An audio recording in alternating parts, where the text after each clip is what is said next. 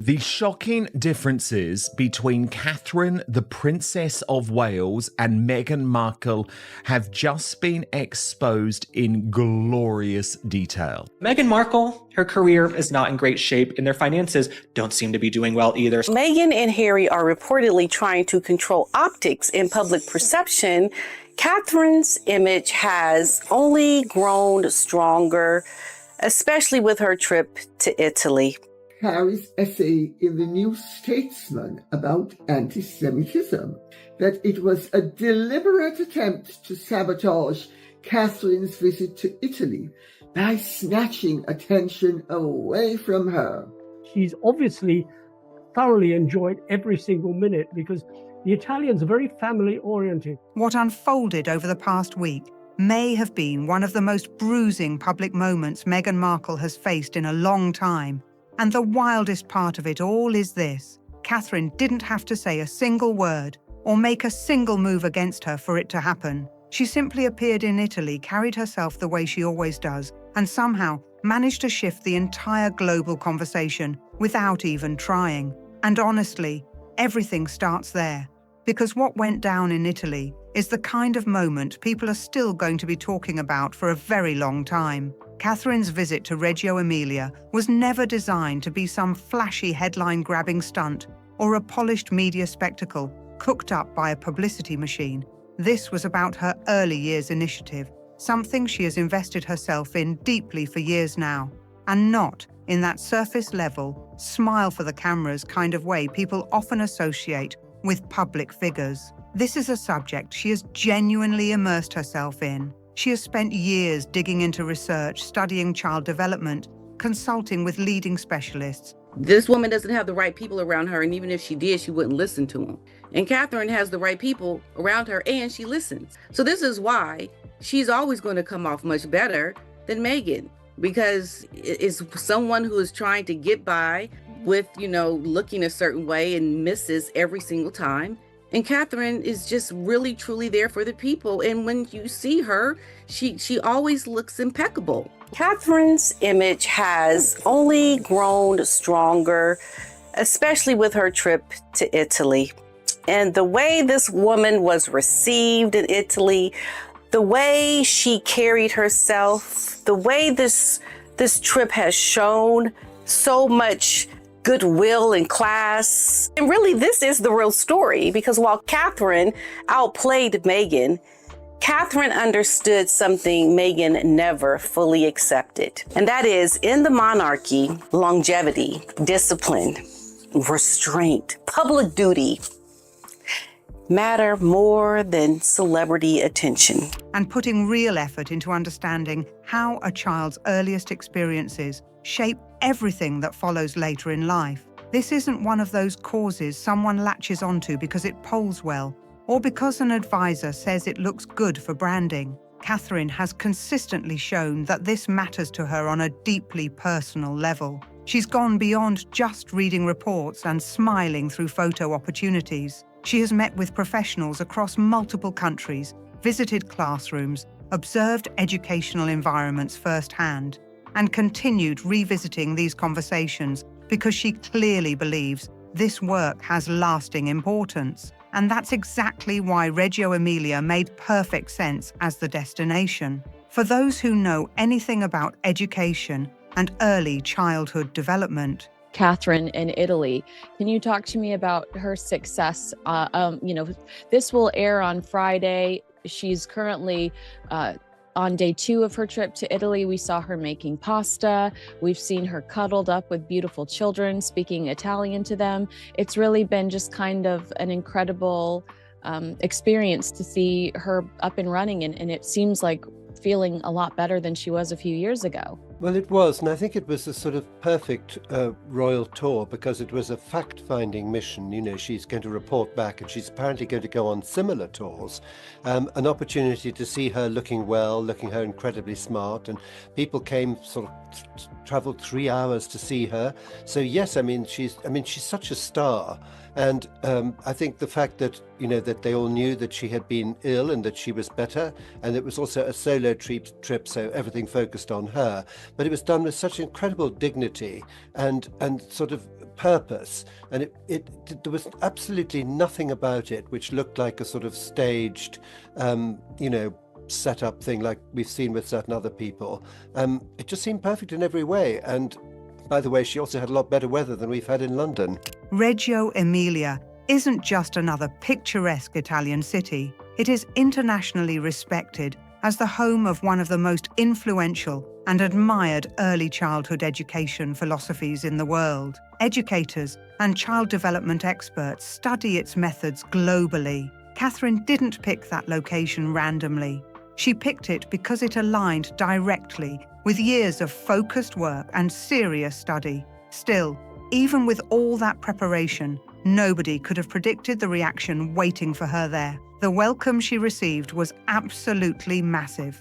We're not talking about a modest local turnout or a few curious onlookers gathering behind barriers. Reports described enormous crowds filling the streets. Meghan Markle, she posted this very weird, sultry video. She's been posting all these videos where she's like rubbing her chest and she's looking real dramatic. And whenever you look at these clips, you can see why Meghan Markle never made it in Hollywood. Like, you know what I'm saying? You never made it in Hollywood. You can go on as many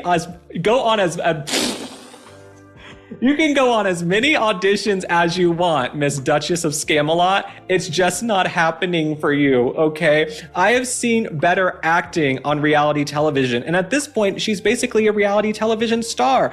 Look, she's touching herself. She's looking real dramatic. I don't know what the hell she's doing. This is the behavior of a severe narcissist, in my opinion, probably with sociopathic tendencies. It also looks like a woman who's going to be single soon. Like, it just looks like she's probably going to be single soon. She's really trying to ramp up the sex appeal, but she has the sex appeal of a bar of soap. King Charles visited the U.S. to mark the 250th anniversary of American independence from Britain and to seek the release of a British hostage being held by an American terrorist. With people traveling for hours just for the chance to catch a glimpse of her. Some had reportedly driven nearly 3 hours to be there. Think about that for a second. This wasn't a concert by a global pop star. This wasn't a movie premiere packed with celebrities. This was a visit centered around child development and educational research, and yet the excitement in that crowd was electric. Then came the moment she stepped out of the car. She was alone. No Prince William beside her. No backup presence to share the spotlight. No need for anyone else to complete the image. It was just Catherine stepping forward with total calm and confidence, and the sound that erupted from that crowd was something else entirely. Do you think that's how Meghan Markle reacted? Well, not according to Rob Shooter, who has revealed that she is now boycotting NBC altogether as a result. And she cares about NBC a lot, because I remember when she was in the British royal family, she cared about the Today Show so much. And she would time a lot of her press releases to go out sort of lunchtime UK time, because she cared more about getting on the Today Show in America. It wasn't polite applause. It wasn't measured royal courtesy. It was loud, emotional, spontaneous excitement that hit like a wave. And then she walked straight into the heart of it all. Instead of maintaining distance or keeping things formal, Catherine got right down onto the floor with the children. She engaged with them naturally, warmly, and without even a hint of stiffness. But what truly stunned people was when she began speaking Italian, and not awkwardly memorized tourist phrases either. This was real Italian, delivered fluently and comfortably. That moment caught many people off guard because so few knew about this part of her background. Before university, Catherine had spent time living in Florence, and that experience clearly stayed with her. Suddenly, there she was, speaking naturally with children and educators in their own language, and the effect was immediate. It wasn't just impressive, it felt authentic, and the children's response told the whole story. These weren't children cautiously approaching because adults had instructed them to be polite. They didn't shuffle over, nervously, or stand waiting for permission. They ran to her, full speed, arms open, big smiles, like they were rushing towards someone they already trusted and felt comfortable around. That kind of reaction can't be rehearsed. It can't be staged. You can't train children to produce that kind of instinctive warmth convincingly. Kids react with brutal honesty. They know when someone feels safe and natural around them, and every single signal in that room pointed straight toward Catherine. By the time the visit wrapped, media coverage had exploded everywhere. Commentators across outlets were calling it a defining moment. Many described it as a turning point that highlighted exactly why Catherine continues to connect so strongly with the public. Royal commentator Hugo Vickers, who has spent decades observing the royal family up close, described the entire visit as feeling completely natural and deeply purposeful. His wording was careful, measured, and diplomatic, but everybody knew what was sitting underneath those remarks. There was an unmistakable contrast being drawn, even if he never said it outright. And while all this was unfolding across northern Italy, while Catherine was being cheered through the streets and praised across headlines, the atmosphere in Montecito was heading in a very different direction entirely. Almost at the exact same time, Meghan released a promotional video for her As Ever brand, and the internet's reaction was immediate chaos. Now look, nobody is saying there's anything wrong with promoting your own business. People launch products every day. That's normal. But this particular video left people scratching their heads because nobody could quite figure out what it was trying to be. Meghan appeared dressed in a dramatic evening gown, posed in a highly stylized setting, gently touching her chest while gazing intensely into the camera. She sipped tea in this slow, theatrical way that seemed to be aiming for something elegant, mysterious, and aspirational all at once.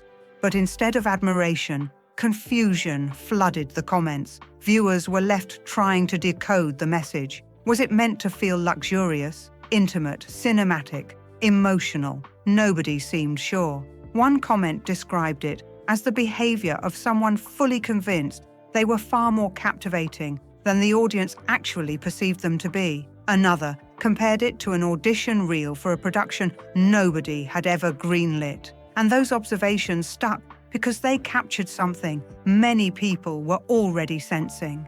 There seems to be a widening disconnect between the image Meghan appears determined to project and the way that image is actually landing with audiences. That gap hasn't been shrinking. If anything, it appears to be growing larger with every new attempt to recalibrate public perception. Then came the moment. Things escalated even further. Saturday Night Live entered the conversation.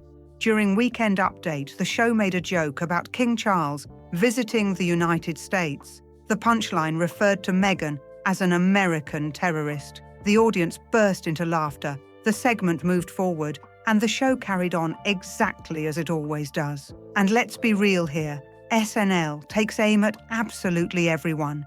Presidents, movie stars, billionaires, foreign leaders, cultural icons. Nobody is protected from becoming material for a quick punchline. That has always been the show's formula. But according to multiple insider reports, Meghan's reaction was anything but casual. Sources claim she was furious.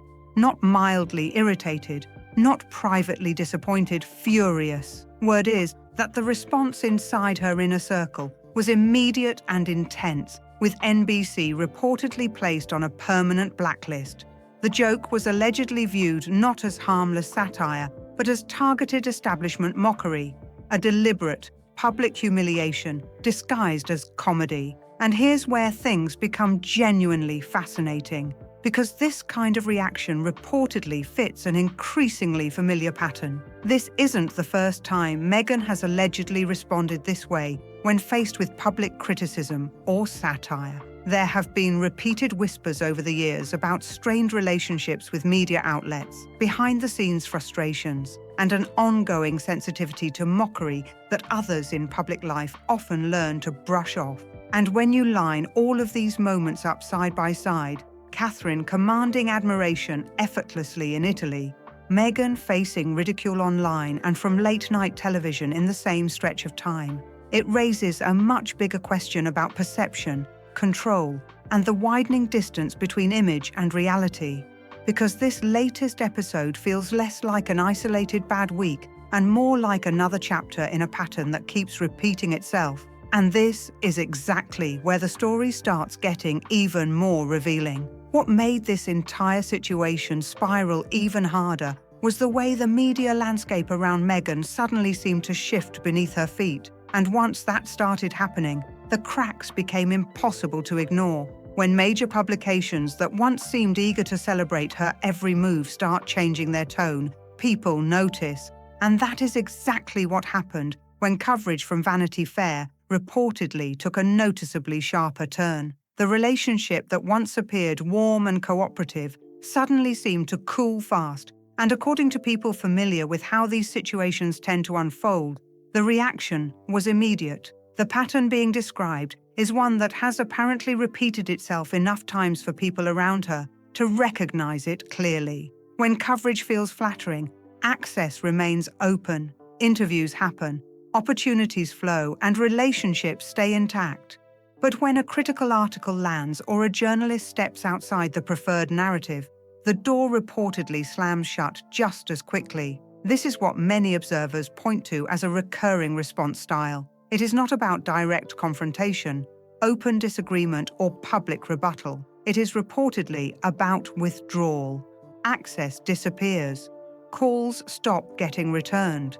The relationship gets iced out completely. It becomes a hard cut every single time, and people close to the media circuit have allegedly seen this pattern enough to speak about it openly. But this latest reported decision involving NBC carries a very different weight altogether, and that is where things start looking much more complicated strategically. Vanity Fair is one thing. A publication can be frozen out, replaced, worked around. But NBC is not some niche outlet or specialty publication that can simply be dismissed without consequence. NBC is one of the largest and most influential broadcasting institutions in the United States. It is deeply embedded across entertainment, news, and mainstream cultural visibility. And that is what makes this move feel especially unusual. Because if the reports are accurate, cutting ties with NBC would not simply be a symbolic reaction to an unflattering joke. It would potentially close off access to one of the biggest media pipelines in American television. And here is where the bigger strategic puzzle starts coming into focus. Historically, Meghan's strongest media foothold in America has always seemed to center around CBS, the Oprah interview, the moment that redefined their public narrative globally, aired on CBS. That was the platform that delivered one of the most talked about television events of recent years. It gave Harry and Meghan a stage of enormous reach and influence. Then there is Gayle King, one of Meghan's most visible and publicly supportive media allies, who remains a major presence on CBS mornings. For years, CBS appeared to function as the safest harbor during difficult press cycles, a place where messaging could land sympathetically and where coverage often leaned supportive. But media ecosystems evolve fast, and CBS itself is not what it once was. Ownership changes shifted internal priorities, leadership changed, editorial direction changed, familiar allies moved on. The late-night host who had consistently delivered friendly coverage is gone, and the network's broader tone has reportedly shifted away from the kind of openly favorable atmosphere Meghan once benefited from. Even more importantly, the news division now reportedly sits under leadership that many observers view as far less aligned with the political and cultural positioning associated with Meghan's public brand. And once you lay all of that out, the obvious question becomes impossible to avoid. If NBC has been burned and CBS no longer offers the same level of comfort, where exactly is the next reliable media home supposed to be? That question becomes even more urgent once the financial reality enters the conversation. Because according to sources close to the couple, the numbers involved in maintaining their current lifestyle are staggering. Reports suggest they require a minimum of $6 million every single year just to maintain baseline operations in Montecito. Let that sink in for a moment. $6 million annually before expansion, before major projects, before large-scale ventures, before anything beyond simply sustaining what already exists. And that figure reportedly covers only the essentials of their current setup. A massive portion, roughly $3 million, is said to go toward private security alone. That is half the annual operational figure disappearing immediately into protection costs. Then, there is the mortgage attached to a property reportedly valued at around $15 million. Add staffing, maintenance, travel, taxes, professional management, and all the countless invisible costs that come with maintaining that kind of public-facing lifestyle, and the pressure becomes very real very quickly. This is where the A's Ever brand was supposed to become a solution. The lifestyle products, the curated image, the candles, preserves, specialty goods, and broader aspirational branding were all expected to build into something commercially substantial. On paper, it looked like a viable pathway. Luxury lifestyle branding can be hugely profitable when executed well, but according to mounting public reaction, the execution has struggled to match expectations. Consumer response has reportedly been uneven at best.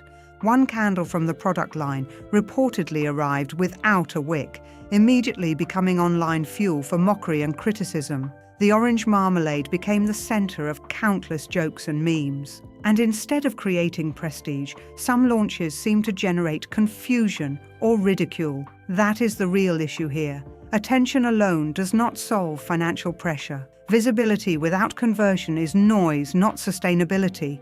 The broader impression among many observers is that while the brand continues generating headlines, it has yet to demonstrate the kind of strong, repeat purchase consumer momentum needed to meaningfully offset an annual $6 million operating reality. And when you stack that against other setbacks, the picture grows even heavier. The Netflix momentum that once looked so promising has faded dramatically. Projects were cancelled.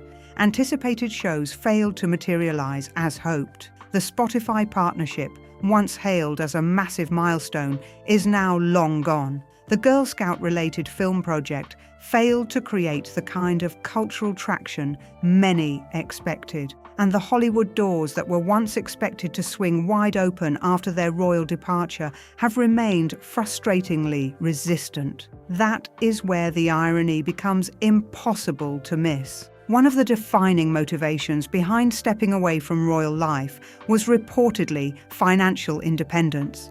They wanted freedom, control, the ability to build something entirely on their own terms. The message to the world was clear. They would prove they could thrive independently, outside palace systems and without royal financial oversight. Huge deals followed.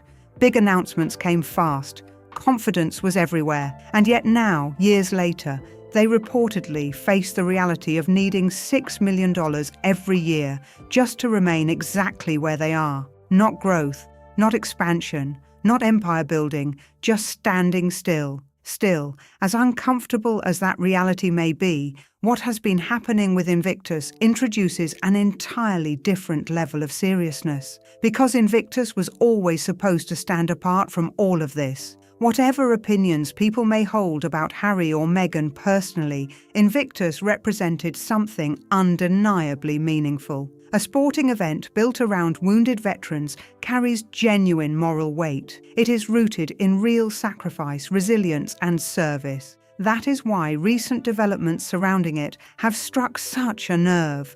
Boeing's withdrawal from Invictus 2027 was no minor sponsorship adjustment. That was a major corporate departure. Then came reports that the Australian government had pulled nearly £5 million in funding following Harry and Meghan's visit there. And perhaps most concerning of all, the organisation reportedly entered bankruptcy proceedings in 2023, a development that many people believed deserved far more scrutiny than it received. Despite all of that, the UK government has reportedly committed £26 million of taxpayer money to keep the games moving forward. That is an enormous public investment, and it becomes even more controversial when paired with allegations raised by Tom Bower in his recent book. Bauer claimed that Invictus-linked resources were being directed toward private jets, luxury accommodations, and travel expenses associated with Harry and Meghan themselves.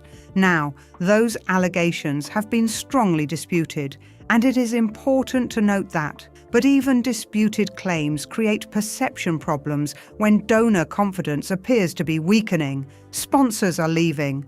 Questions are growing louder, and for many people in Britain, especially those with deep respect for military service, the idea that veterans could be overshadowed by personal branding concerns feels deeply upsetting.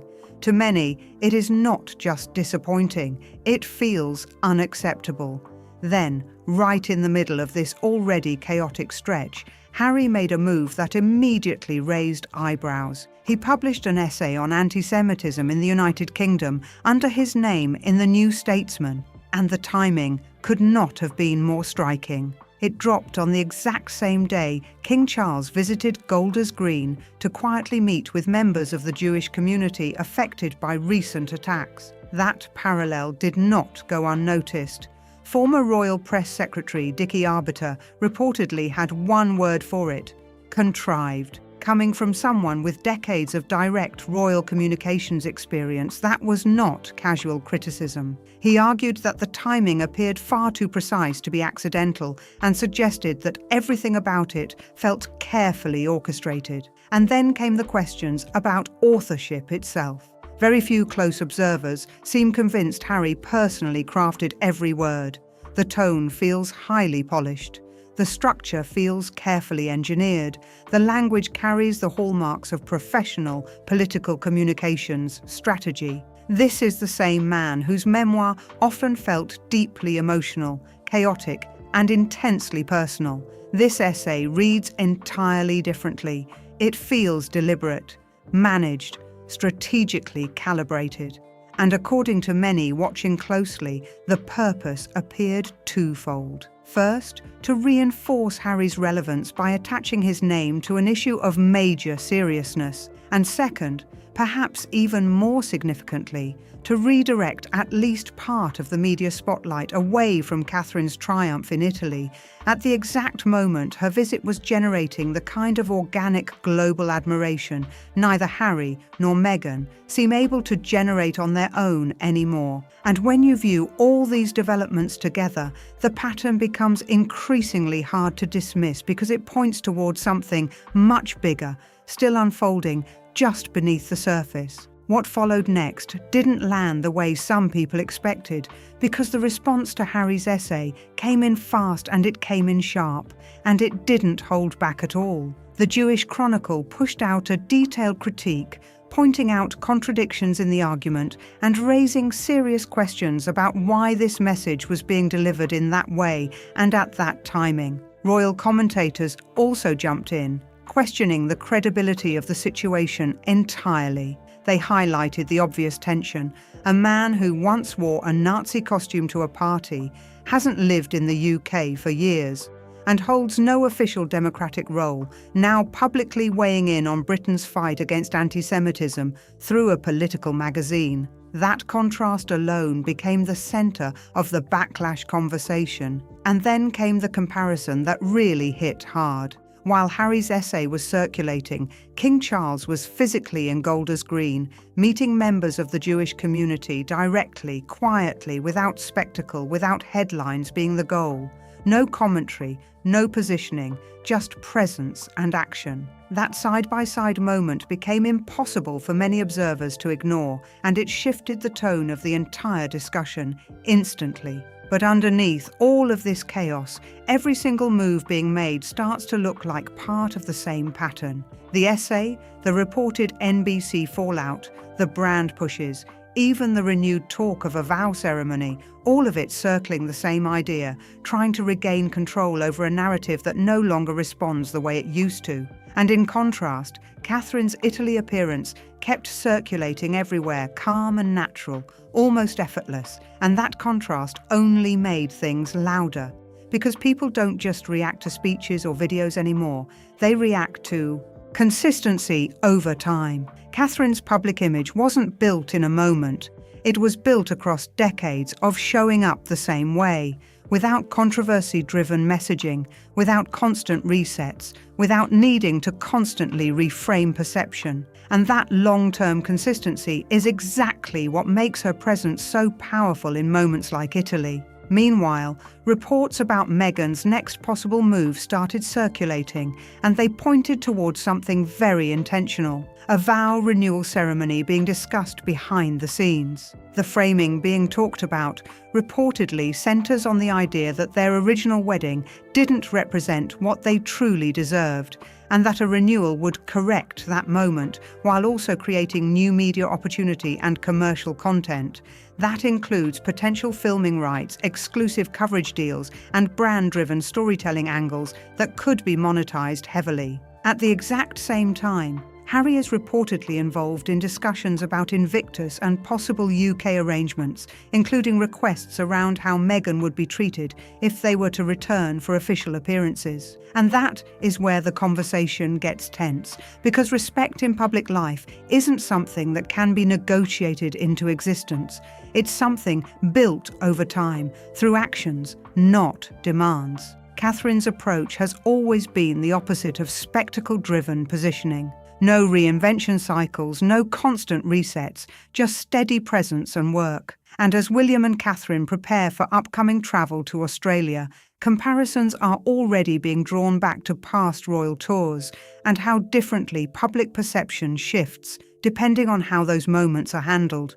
Because the monarchy, at its core, doesn't need to fight for narrative dominance.